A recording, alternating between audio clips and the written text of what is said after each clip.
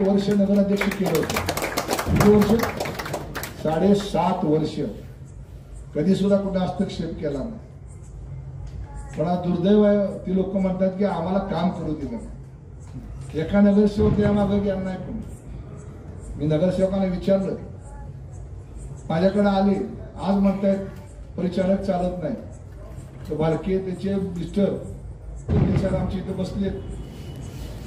वकील साहेब किती वेळ वाट बघत बसली होती माझी.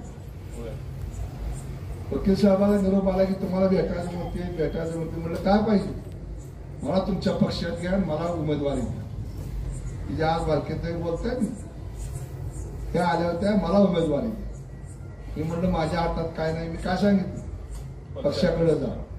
अवताड्याकडे गेले. अवताड्याने म्हणलं मला उमेदवारी द्या. अवताड्याने सांगितलं माझ्या हातात काय नाही, तुम्ही पक्षाकडे जा. पालकमंत्र्याकडे गेले. पालकमंत्र्यांना भेटले, आम्ही पक्षामध्ये, आम्हाला उमेदवारी.